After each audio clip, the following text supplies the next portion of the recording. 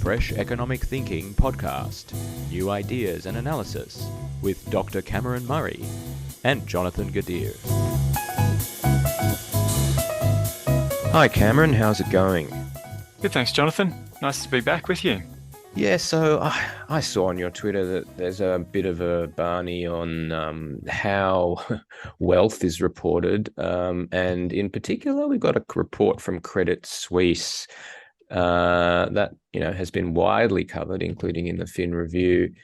And it basically says that Australians are, the richest people in the world. The Fin Review article begins by saying that 2.2 million Australians are millionaires. And that's because soaring asset prices have pushed another 390,000 adults onto the top rungs of the global wealth ladder, according to this report.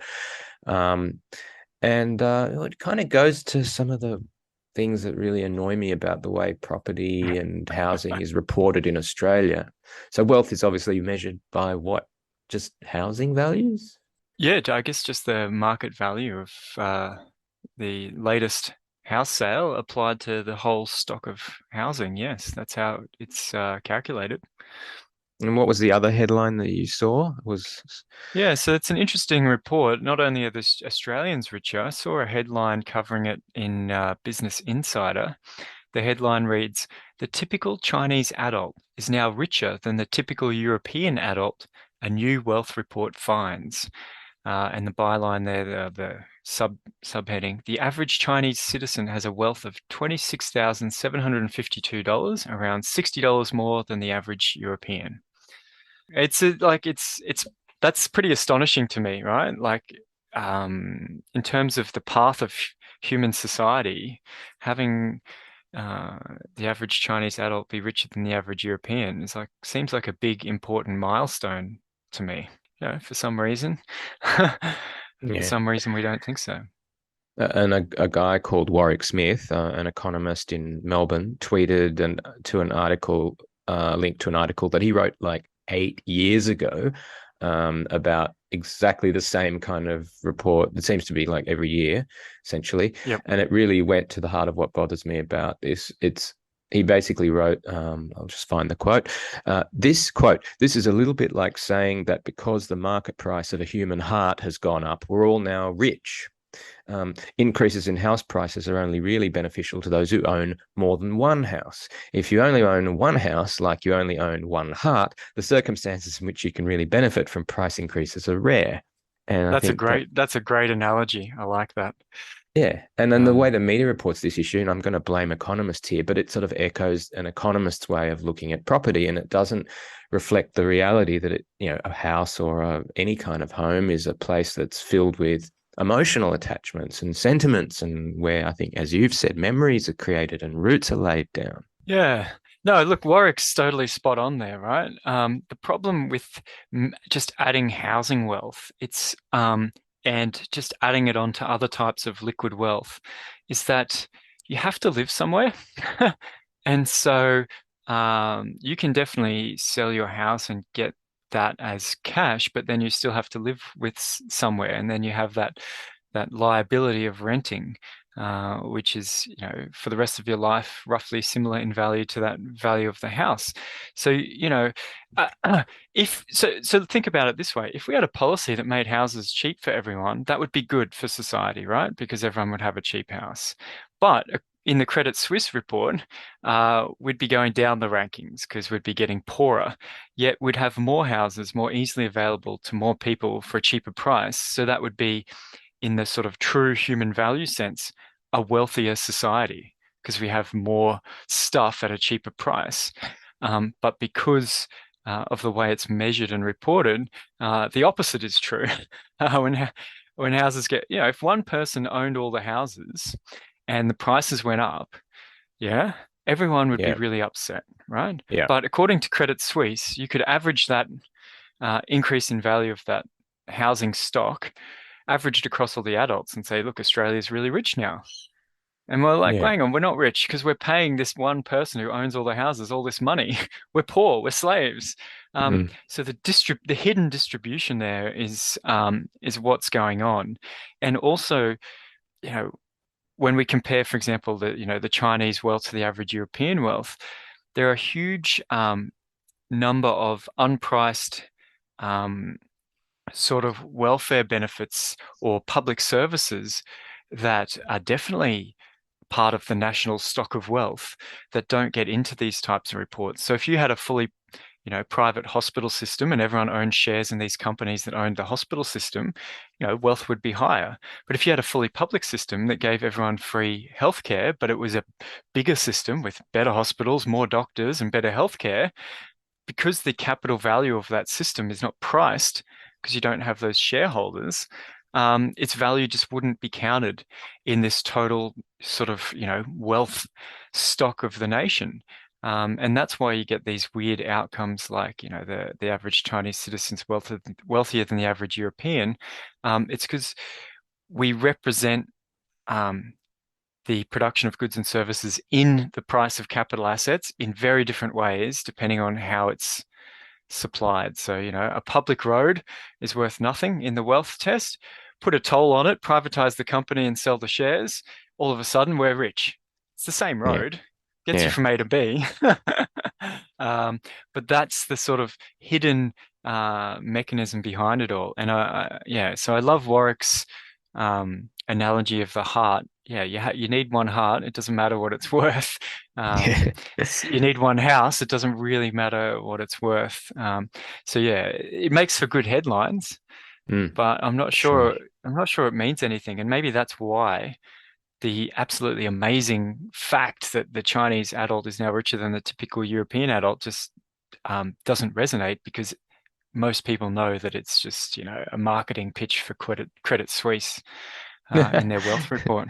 That's right. Oh dear. Anyway, and there was Yeah. a tweet on I think it was you retweeted it. It was about how you can go from 38,000 income to 65,000 income and find your disposable income's unchanged. Did you see a link between the two issues? Yes. Yeah. So that was another bit of analysis this week by Dave Plunkett, and Dave's probably the Australia's guru on what's called effective marginal tax rates.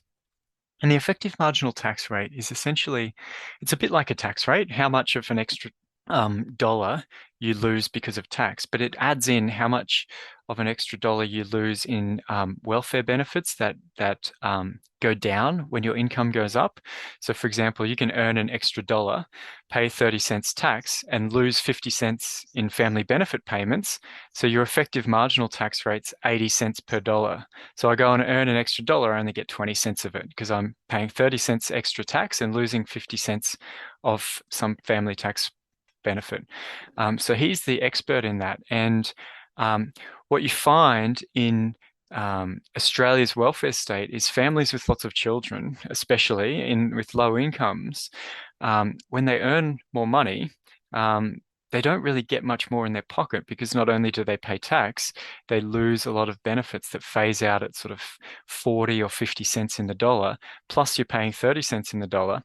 Plus we have other things like HECS repayments, the public loan scheme for university.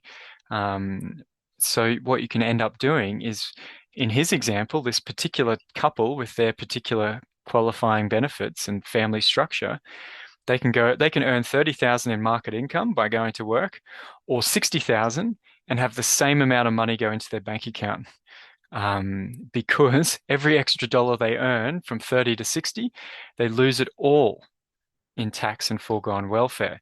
So Now, in the other words, link, like the loan thing, like the university loan, the repayments kick in the repayments kick and in. So yeah, for example, you lose 30 cents to tax, 50 cents to family benefit, and 20 cents to repay your education loan, your HECS loan.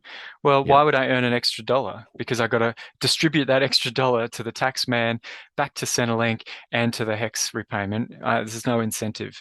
Now, Mm. luckily, people don't really know their effective marginal tax rate very well, and people still go around trying to get pay rises and work more. And also, luckily, these situations don't persist for very long in the life cycle. It's usually when you have a certain number of kids at home and you're earning a certain amount. So it usually doesn't last more than a few years, and then you start earning more and your effective marginal tax rate comes down, or your kids grow up and you get less welfare benefits. So that's, you know, a good part, but it's also a perverse part of the system. Now, what's the link between that and Credit Suisse's report? Well, the point here is when you have a broad public welfare system, especially the age pension, which we have, well, one of the problems you have is you get high effective marginal tax rates if it phases out quickly as you earn income. But the other problem is the pension, the capital value of that right to a pension is not priced. Yeah. So a country who runs a publicly administered pension that has a fund like our superannuation, but if it was a public fund, we would go, hey, look, you know, we've got all this wealth in this fund, and we can add that wealth and say, you look, Australians really rich. Look at all this stuff we own. But the pension, you know, you can also represent the value of pensions as an asset as well. And there's a group who study economists. The name for their approach is called capital as power, and they say, well, capitalization, representing the value of things as a capital value, is like a ritual that we do. And we do it sometimes for the value of a toll road, but we don't do it other times, like for the value of the same road when someone else owns it, when it's a government department. And that's true of public pensions too. So let me give you an example. The value to me of being an Australian citizen and being able to get the age pension is quite high, right? Like the age pension is what, 30 something thousand a year. I might get it for 20 years. I'm talking $600,000 plus. Mm-hmm. There is a present value of that right. If I could sell to a foreigner the right to my public Australian age pension, they would pay me hundreds of thousands of dollars, Mm-hmm. right? To replace me and qualify. So what we could do is we could start pricing the age pension with a pension bond or a pension, some kind of financial instrument, and start trading them internationally and go, okay, sell an Australian age pension in India and China and whatnot, right? And then we'd get a market price for it. And then we could add all that up and say, hey, the market price is $500,000 per age pension. Every Australian qualifies for it. So we've got 25 million times 500,000. We're at $13 billion nearly. That's what the age pension's worth. We should add $13 billion to the wealth of Australians, and then we'd be even richer, according to Credit Suisse. But all I've done is I've created sort of a priced financial asset to represent stuff that was already happening anyway. And so that's sort of the link there is when you have good public welfare, good public services that aren't priced, you look poor. So Germany, it's got a broad public pension, it's got broad public schemes, it looks poor compared to the Chinese. But, in terms of material goods and services that people get, it's actually rich. It's just that a lot of the value is unpriced because it's sort of run in a more public organization. Yep. So yeah, it's a bizarre thing. So that's the sort of the link between Dave Plunkett's tweet that I'm sharing saying, yes, the welfare system we have is good, but there's high effective marginal tax rates, but also the welfare system means that we have a lot of wealth that is unpriced also. Well, it certainly suits a certain political ideology to pretend that, we're rich if we do things a certain way, and we're poor if we provide goods and services through the welfare system. Yeah, and it's the same sort of thing with privatizing public assets. So New South Wales and Victoria both privatized their land titles office, and one raised 2.6 billion, the other raised 2.9 billion, and now they think they're rich. But the point is they had a $2.6 billion asset. They owned that organization. They just didn't record that asset value anywhere, right? But Yeah. once it's Yep. sold to the private sector, all of a sudden there's a free magical $2.6 billion, um, you know, a miracle. Yeah. Um, Yeah. and the way we think about it is we think, oh, now we're rich because we've got $2.6 billion in cash, but we don't have the organization that's worth $2.6 billion because it raised a lot of money for us each year.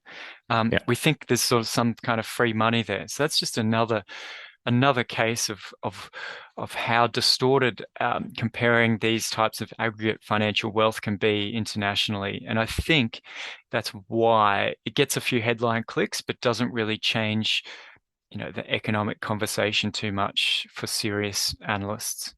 Yep. Okay, and reversing the order of our usual proceedings, I'm going to do a Barney now, and that is about it's from your state. It's about the Queensland land tax. It's financial review from, I think it was a few weeks ago. Yep, September the 5th. The way they reported it was interstate landlords and retirees who own even just one investment property in Queensland could be slugged with tens of thousands of dollars more land tax next year as the state's new tax regime comes into effect.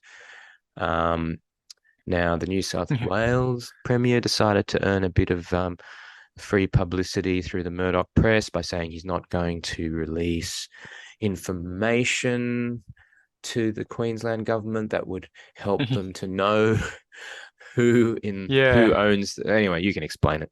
Yeah. Let me explain what the announcement was from Queensland for this land tax change. So land tax is an annual tax on the value of land in Queensland, and it's on the aggregate value of land held by any individual or corporation. So if and I think you have to have $600,000 worth of land value before you get hit by the tax, and it can't be land under your principal place of residence. So if I had three, regional investment properties that had a land value of $200,000 each, the Office of State Revenue would add all that up and go, Cameron owns $600,000 of land value in his investment property. So he now has to pay land tax on every dollar above 600,000. So, if it's 650,000, I pay whatever the rate is on $50,000, and I pay that as a land tax bill. What Queensland's doing is saying, I'm not just going to add up your Queensland properties, I'm going to add up the land value of properties in other states also in Australia. So if I own one property in Queensland that's $200,000 of land value, and one property in New South Wales that's $500,000 of land value, they're going to add them both up and say, hey, on that, I'm going to pretend that New South Wales one is in Queensland, add up the 700,000, work out the bill, and then divide it by the proportion of the total land value that's in Queensland and send you the bill. So it's going to add in a bunch of interstate investors who have one property in Queensland that's worth less than $600,000 in land value. That's just the land value. So these are properties usually over $1 million, right?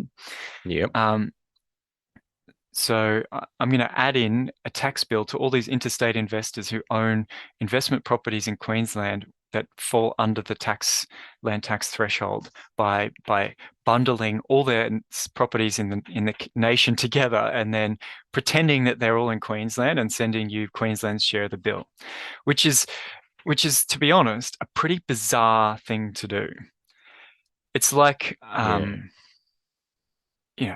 imagine Australia saying, well, whatever property you own in China, I'm going to add it to pretend you own it here and add it, calculate some kind of local land tax based on that. Like it's weird, but I Right. think politically it's done because the people who are most likely to pay don't reside in Queensland and don't vote in Queensland. Okay. Yeah, Yeah. so it's mostly going to hit interstate investors who own a few apartments or a couple of properties. So it's basically trying to tax interstate investors on their Queensland property in a creative way, so that the backlash is, well, they don't vote, so we're going to get some free money from them. So look, that's what's going on. And yeah, I've got a headline here from Crikey that says Queensland tried to reform property tax. State rivalry derailed it. This doesn't bode well. And the Mm. first sentence there is the political clumsiness of Queensland's Palaszczuk government illustrates just how difficult tax reform will be when it inevitably comes in Australia. And so what's happening now is New South Wales is playing this game of this Barney of not releasing its land ownership records to the Queensland State Office of Revenue so that they can administer the tax the way they've proposed to do it. Hmm. Hmm.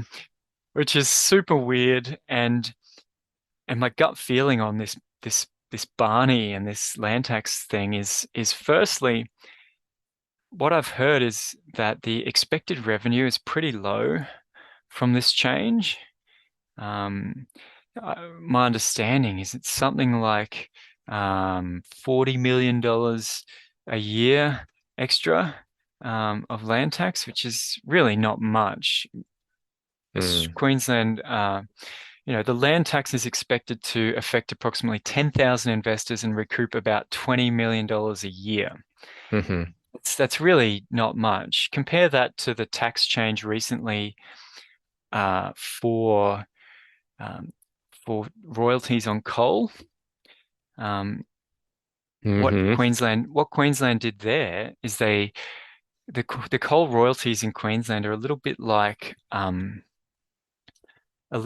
income tax, where you pay a higher rate the higher your income on that, marginal income. Yep. And so Queensland introduced some higher tiers because the coal price is higher than anyone ever expected. They had an additional rate of 30% when the price is above 225 Aussie dollars, and another rate of 40% when the price is higher than 300 Aussie dollars. And so they expect that just those higher marginal rates on coal royalties to raise $1.2 billion of revenue in 4 years. So we're talking $300 million a year, which is massive, right? It's 15 times more than what the land tax change is Hmm. likely to raise. So the question that comes to me is, this is a weird tax change to involve other states in this type of method for $20 million a year. Mm. Like it's a big political risk for that amount of money. So what's it all about? I think saving $20 million across the state budget would be pretty easy to do in a politically beneficial way. Yeah. So yeah, look, I don't know if it's good politics or bad politics, but there's a lot of words being written on a $20 million a year type tax, which is very, very small in the scheme of things. Yeah. That same Fin Review article said a Sydney-based investor and founder of buyers agency Investor Kit, Arjun Paliwal, said his land tax will rise by 15 to 20,000 after buying 2 properties in Bundaberg and Townsville last year. Quote, I bought these properties early in their cycle, so there's not enough growth for me to quickly sell up because I don't like this policy, Mr. Paliwal said. So I just need to be patient and bear the added holding cost for now and look at recouping it by raising my asking rents. Does that Yeah. mean rents are going to go up because of this? Well, look, that's the angle that property developers or property owners, landlords always say, you add taxes to us, rents go up. But of course, almost no landlords um, have costs that are anywhere near their rents, right? Because most landlords bought decades ago. Only the most recent, only the most recent 50 or 60,000 landlords are repaying a big mortgage and have costs that are anywhere near their rental incomes. So yeah, look, if they could raise the rent without the land tax, they would have done it, right?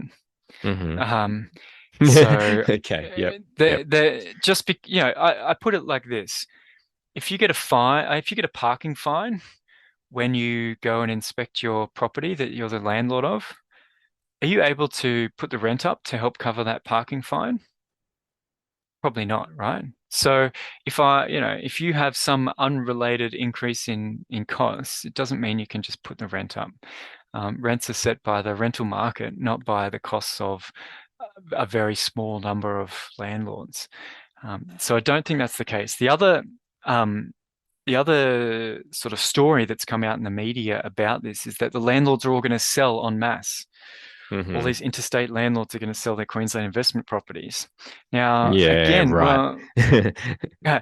yeah, right. They've just made 50% capital gains plus about, 8% return from rents in the last 2 years. So I'm not sure. Well, maybe they will try and get out, right? Because it's just good timing. But that doesn't mean the house disappears. They either sell to another landlord or they sell to an owner occupier who used to be a renter, and that's all there is to it. The properties don't disappear. So the only thing that can happen is the price can change if more landlords decide to sell all at once, which again is a good thing for buyers, right? Having more sellers. So yeah, you've got to understand the interest of the landlord and the renter are essentially conflicting. Mm. So when landlords complain, oh, I've got to sell, with this and that, generally you can interpret that as this is something good for renters, um, because And their financial interests are essentially opposed. brilliant. So yeah, yeah, that's the Yes. that's the Queensland New South Wales land tax, Barney. Very good. Good place to end today. And yeah, thanks for explaining that so clearly. Look forward Yeah, to another chat next time. yeah, great to chat. Talk to you later, Jonathan. See you, Cameron.